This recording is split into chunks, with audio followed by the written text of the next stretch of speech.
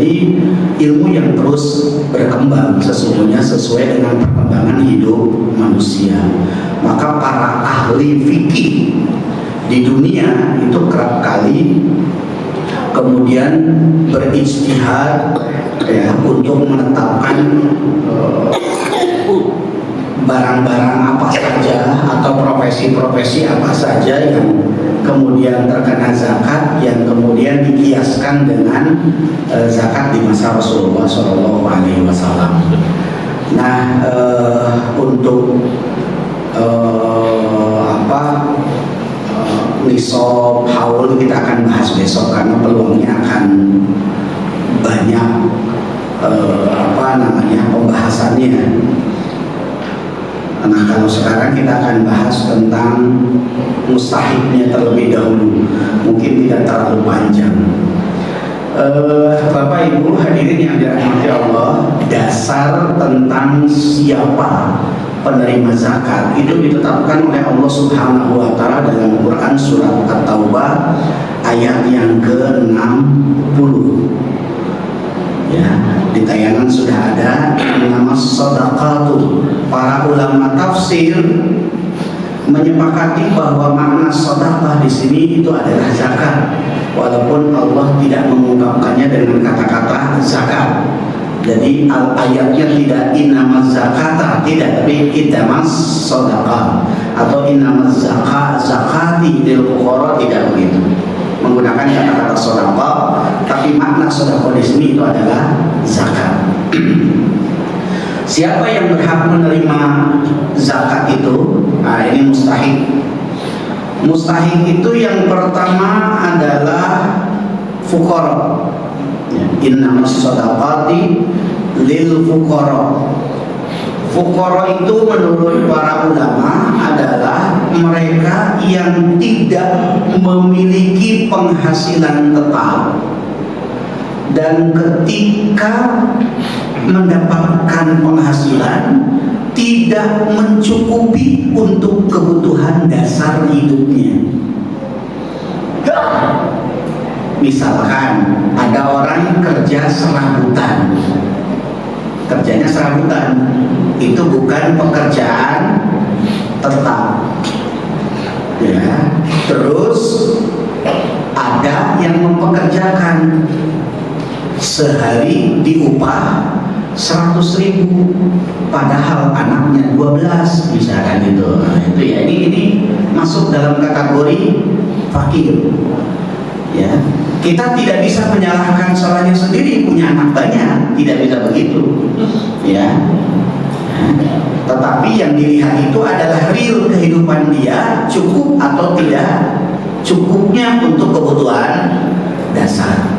Nah, kira-kira uang 100.000 untuk menghidupi anak 12 satu hari itu kira-kira cukup atau tidak?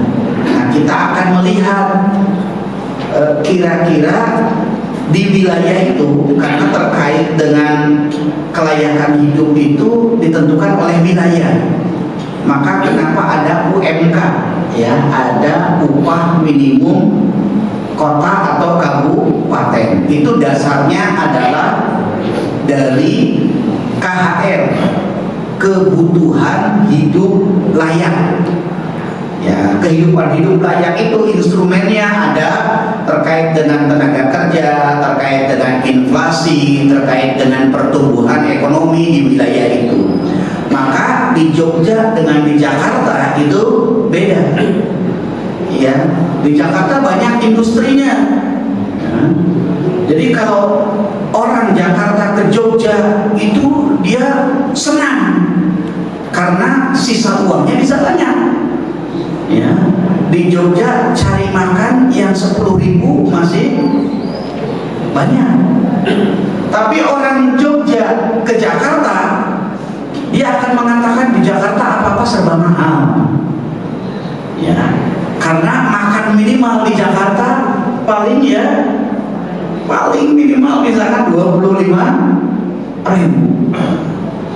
Nah, kalau ke Klaten misalkan, Bapak Ibu ke Klaten, di Klaten lebih murah lagi, kita masih bisa makan dengan uang 3.000, nasi udangan. Nah, itu 3.000 dapat. di Jogja mungkin sudah tidak ditemukan. Jadi kebutuhan hidup layak di berbagai wilayah itu berbeda-beda. Dan itulah yang menjadi ukuran seseorang itu dikategorikan fakir atau miskin. Ya. Itu kebutuhan hidup layaknya. Saya lupa Jogja itu sekarang berapa kehidupan layak, ya, kebutuhan hidup layaknya per orang. Nah, itu hadirin yang dirahmati Allah Subhanahu wa taala. Jadi fakir itu adalah ketika dia tidak punya pekerjaan tetap dan ketika mendapatkan penghasilan tidak mencukupi untuk kebutuhan dasar hidupnya. Itu yang fuqara, dari kata-kata fakir namanya fuqara. Yang kedua adalah miskin. Miskin itu orang yang punya penghasilan tetap, tetapi pendapatannya itu tidak mencukupi untuk kebutuhan hidup mendasar. Misalkan seorang guru swasta, gajinya sebulan 600.000. Dia punya gaji tetap itu 600.000 setiap bulan dia dapatkan. Tapi dengan 600.000 itu memiliki 2 anak hidup di Yogyakarta, ya, untuk hidup 1 bulan sangatlah jauh. Maka itu masuk dalam kategori miskin. Di dalam sebuah hadis itu dinyatakan bukanlah orang miskin itu adalah orang yang menampakkan kemiskinannya kepada orang lain, ya, tetapi orang miskin itu orang yang tidak menampakkan kemiskinannya kepada orang lain, tapi orang itu paham kalau dia miskin, maka orang itu kemudian memberikan zakatnya kepada orang tersebut. Maka mengukur miskin jangan melihat, oh ini peminta-minta pakai baju compang camping, itu belum tentu adanya. Belum tentu. Kalau di Jogja dulu ya, itu kan ada profesi pengemis, ya,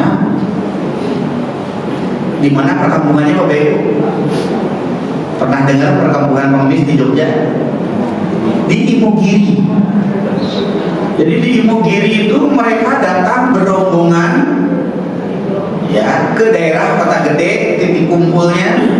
Kemudian di situ mereka berganti dengan baju dinas. Nah, baju dinasnya itu bolong-bolong, compang-camping lah begitu ya. Setelah itu dibagi wilayahnya, kamu ke wilayah ini, wilayah ini, wilayah ini, wilayah ini, kan begitu. Nanti kesepakatan jam sekian kumpul lagi di situ. Itu dulu, sekarang sudah nggak ada.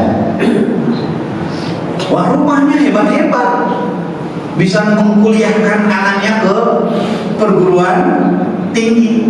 Jadi walaupun meminta-minta, ini tidak bisa disebut sebagai orang miskin. Jadi peminta-minta itu dijadikan sebagai profesi oleh dirinya. Terus bagaimana kita tahunya miskin? Disitulah sesungguhnya peran dari amil zakat. Peran dari amil zakat. Nanti kita akan sampai kepada amil zakat. Kemudian yang berikutnya adalah amil zakat. Petugas pengumpul, ya, pendistribusi. Amil zakat itu bukan ad hoc, bukan sementara. Kalau panitia itu kan ad hoc ya, sifatnya hanya sementara. Tapi ini adalah pekerjaannya sebagai amil zakat. Dia melakukan analisis ekonomi seseorang, Kemudian dia melakukan pendampingan ketika diberikan hak yang produktif. Orang miskin, orang fakir dikasih hasil dari zakat, tapi sifatnya produktif, harus dikembangkan. Maka amil zakat yang melakukan pendampingan. Dia yang membangun komunikasi dengan berbagai unsur masyarakat untuk mengetahui keadaan ekonominya. Dia tahu betul pendapatannya berapa, pengeluarannya per bulan berapa. Itu ambil zakat itu. Dia punya data itu kan gitu ya.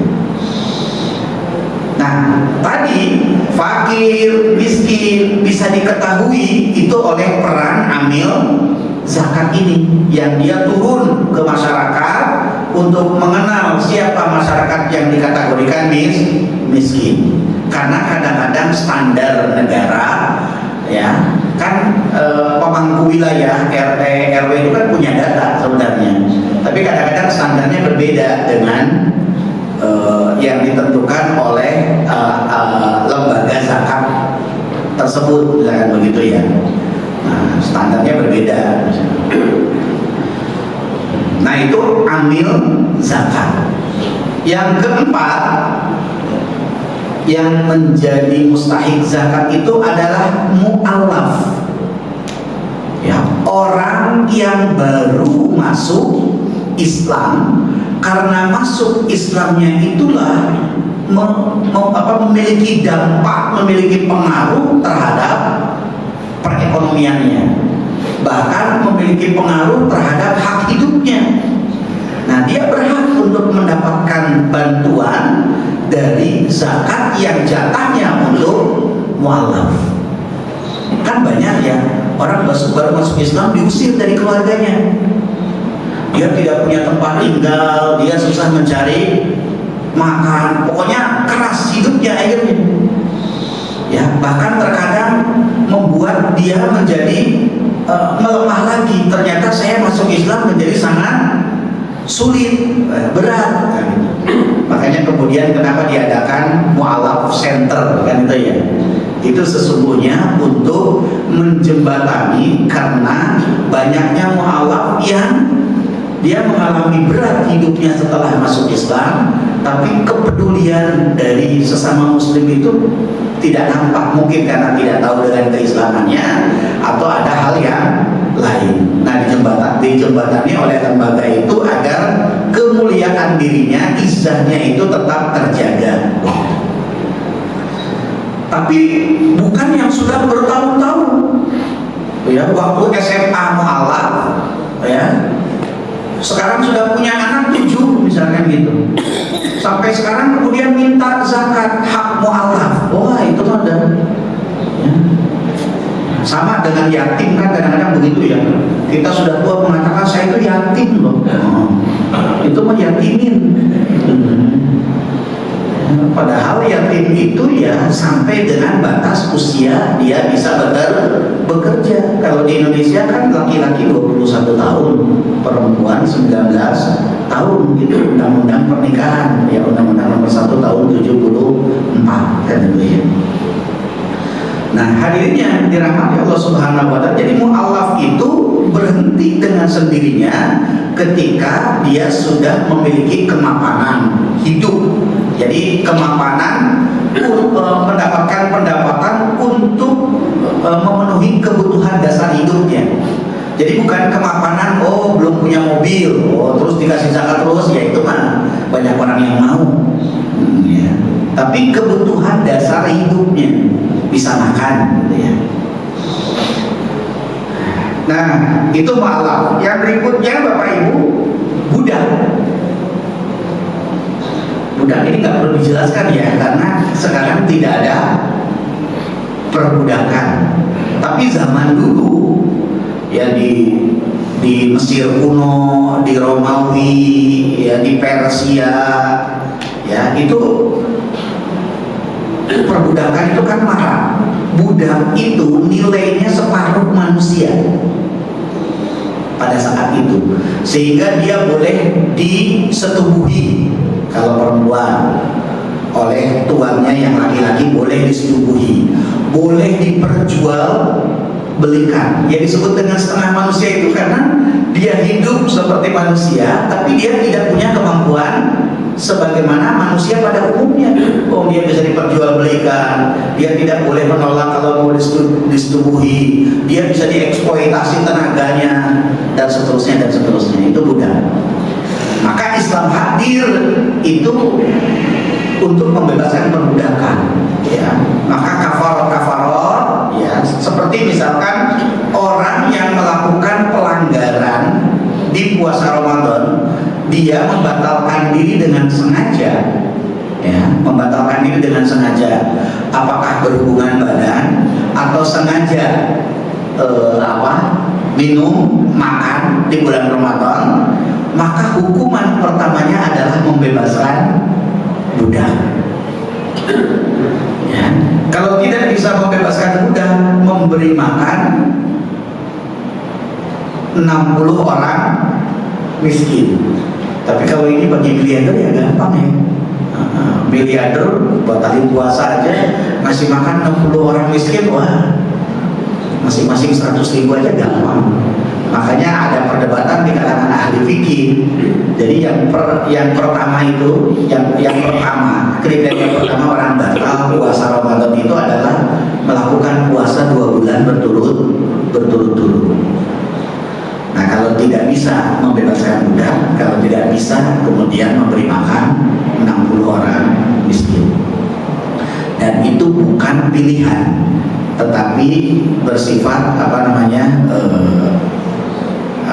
gradual, urutan. Jadi yang pertama dulu yang harus diterapkan. Ketika tidak mampu, yang pertama itu betul-betul tidak mampu, maka diberikan yang kedua dan seterusnya.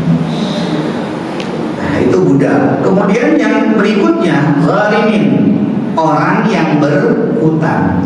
Orang yang memiliki hutang dan dia tidak mampu membayarnya. Ya, tidak mampu membayar, bukan karena malas membayar, tidak mampu membayar, dan karena hutangnya itulah kemudian ekonomi keluarganya terganggu. Itu orang yang berhutang. Ya. Kalau sekarang itu banyak yang begini, berhutang gampang nih hutangnya, tapi giliran ditagih aneh, malah pakai marah segala kan gitu ya. Ya, ketika dia mengatakan aku belum punya, tidak mampu, sesungguhnya bukan tidak mampu, tapi dia tidak menjadikan hutang itu sebagai prioritas untuk diselesaikan terlebih dahulu. Ya, ini mental zaman sekarang kan begitu. Ya, kalau ini konteksnya dalam zakat itu orang yang memang berhutang, ya, dia tidak mampu membayar sampai dengan kehidupannya berat. Ya, kalau kita sering menyebutnya dengan orang yang bangkrut gitu ya. Tapi dalam Islam itu istilah bangkrut itu tidak disebutkan dalam zakat. Ya, adanya dalam kehidupan akhirat, muflis namanya itu. Ya. Nah, itu berhutang. Kemudian yang berikutnya, hadirin yang dirahmati Allah Subhanahu wa taala, fi sabilillah. Ini fisabilillah ini muncul banyak perdebatan di kalangan para ulama, karena ada kelompok ulama yang muwassa itu meluaskan makna fisabilillah, tapi ada yang mudayyak, menyempitkan makna fisabilillah. Zaman Rasulullah, fisabilillah itu adalah bagi orang-orang yang berperang yang tidak diberi uang dari Baitul Mal. Kalau sekarang itu namanya milisi. Ya, sekarang namanya milisi. Jadi milisi itu orang-orang yang dia bukan tentara, tapi dia ikut bergabung dengan tentara berperang, dia tidak digaji gitu. Nah, dari mana dia dapat penghidupan? Bisa dapat dari jatah zakat fi sabilillah. Itu zaman dulu seperti itu. Ya. Jadi orang yang berperang yang tidak mendapatkan gaji, Tapi di awal-awal perang kan semuanya tidak bergaji. Ya, kaum muslimin di perang Badar, di perang Uhud, di perang Ahzab, itu belum ada sistem ini. Ya, belum ada sistem Baitul Mal pada saat itu. Maka semua kaum muslimin yang ikut berperang pada saat itu bisa mendapatkan kehidupannya dari zakat untuk alokasi fisabilillah. Nah, zaman sekarang bagaimana menerapkan fisabilillah itu? Karena konteks Indonesia sekarang itu tidak berperang, kan gitu ya. Apakah ketika tidak ada perang otomatis jatahnya fisabilillah itu gugur? Tidak ada. Ya itulah yang kemudian terjadi perdebatan di kalangan para ulama. Maka ada ulama yang meluaskan makna fisabilillah. Ya, karena meluaskan fisabilillah akhirnya semuanya fisabilillah, kan itu ya. Ngasih kepada orang ini fisabilillah ya. Jadi semua kebaikan itu akhirnya menjadi fisabilillah. Ya. Sekarang kan begitu. Nah, hadirin, saya agak cukup menguasai tentang fisabilillah ini karena saya pernah membuat karya tulis kajian dari berbagai pandangan mazhab. Kalau Yusuf Qaradawi, ya, Profesor Dr. Yusuf Qaradawi, Allahu yarham, itu mengatakan bahwa tidak boleh diperluas makna fisabilillah itu, ya, tetapi harus menerjemahkan konteks perang itu. Kalau dulu perangnya dengan mengangkat senjata, kalau sekarang perangnya mungkin tidak dengan mengangkat senjata. Sekarang perang pemikiran. Nah, perang pemikiran. Ya, orang-orang yang bekerja, berprofesi, ya, berkontribusi untuk menghalau ya pemikiran-pemikiran yang merusak Islam, kan gitu ya. Sesungguhnya dia bisa mendapatkan alokasi dari fisabilillah.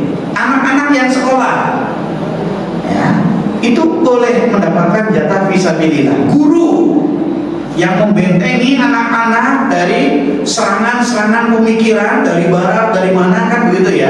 Budaya yang merusak nilai-nilai Islam itu masuk fisabilillah. Maka fisabilillah itu tidak boleh, menurut Yusuf Qaradawi, tidak boleh dalam bentuk bangunan. Ya, termasuk misalkan saya untuk membangun masjid dibangun mengambil jatah dari fisabilillah. Itu menurut Yusuf Qaradawi tidak. Ya, masjid juga kan berjuang. Masjid jalannya lain, bukan lewat fisabilillah, tapi lewat wakaf. Nah, kan gitu.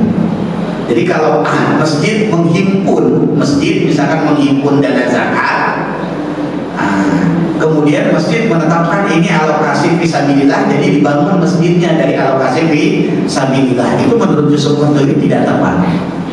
Ya, jadi bukan dalam bentuk bangunan fisabilillah itu, tetapi diberikan kepada orang-orang yang real berperang, walaupun konteks berperangnya di masa kini tidak seperti dahulu, ya, berperang dengan mengangkat senjata. Tapi suatu saat kalau misalkan Indonesia pun terjadi perang kayak Gaza begitu ya, di Palestina, maka ketentuan fisabilillah sebagaimana yang terjadi di masa Rasulullah SAW itu diterapkan. Jadi tidak berarti di wilayah-wilayah yang tidak berperang lantas alokasi zakat fisabilillah itu tidak ada, tidak begitu. Ya. Tapi konteks berperangnya itulah yang kemudian diterjemahkan dengan konteks kekinian. Nah, itu fisabilillah. Kemudian yang berikutnya adalah Ibnu Sabil. Ibnu Sabil itu orang yang sedang berada dalam perjalanan dan dia kehabisan perbekalan sampai dengan dia tidak mampu untuk mempertahankan hidupnya di wilayah orang itu, bahkan untuk kembali pun dia tidak mampu. Ya, itu namanya fisabilillah. Ini contoh kecil, misalkan ini ya, contoh kecil, saya ngisi pengajian di Klaten umpamanya, dompet saya ketinggalan dan bensinnya ternyata mau habis, kan saya bingung ya, boro-boro untuk makan, untuk bensin balik aja tidak ada ya. Padahal karena tidak ada untuk balik itu mikir mau gimana ya kira-kira ya, pagi-pagi nggak makan, siang nggak makan, karena kalau nunggu begitu aja siapa yang ngerti kan gitu. Nah maka saya boleh, ini contoh ya bukan deh, saya boleh meminta kepada orang ya jatah zakat dia yang alokasinya untuk Ibnu Sabil, atau misalkan di sana ada lembaga, saya datang ke Lazismu misalkan, saya datang ke Lazismu menyampaikan persoalan saya, mestinya Lazismu tidak boleh menolak ya, Lazismu mestinya harus memberi saya ya. Dari mana alokasinya? Nah alokasinya dari alokasi zakat Ibnu Sabil dan diberikan sesuai dengan kebutuhannya. Lah ongkos ke Jogja misalkan saya mintanya 1 juta, wah ya itu mah ya memanfaatkan ya. Kalau Jogja Klaten kebutuhannya berapa misalkan ya 50.000 layak dengan makan, ya kasih 50.000. Nah pengeluarannya itu dari jatah Ibnu Sabil, karena kan di sebuah lembaga atau kita ya sebagai muzaki, orang yang wajib zakat, nah zakat yang akan kita keluarkan itu di dalamnya mengandung 8 asnaf ini. Ya tinggal kita keluarkannya untuk apa? Oh kebutuhannya ini untuk Ibnu Sabil, ya keluarkan untuk Ibnu Sabil. Ini kebutuhannya untuk fisabilillah, ya kebutuhannya untuk fisabilillah, dan seterusnya dan seterusnya.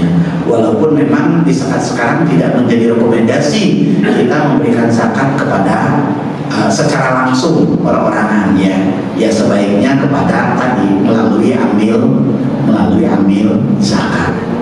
Nah itu Bapak Ibu hadirin yang dirahmati Allah Subhanahu wa taala terkait dengan mustahik zakat. Ya, ada 8 asnaf yang didasarkan kepada firman Allah Subhanahu wa taala surat At-Taubah ayat yang ke-60.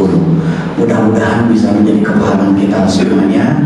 Ya, waktunya sudah habis. Besok insya Allah yang terakhir saya akan sampaikan macam-macam barang yang harus dizakati, tapi tidak terlalu mendalam, mohon maaf Bapak Ibu ya. Tidak bisa terlalu mendalam karena memang pembahasannya banyak itu tentang zakat itu. Ya, saya punya file dari kiriman dari seseorang yang memang dia mendalami zakat itu sampai dengan berapa slide begitu ya. Ya, lebih dari 30 slide. Nah, itu masing-masing slide harus diperjelaskan dengan butuh waktu yang banyak. Mudah-mudahan bisa kita pahami ya, apa yang kita kaji pada pagi hari ini. Kurang lebihnya mohon maaf yang sebesar-besarnya. Aku qouli hadza billahi taufiq wal hidayah. Assalamualaikum warahmatullahi wabarakatuh.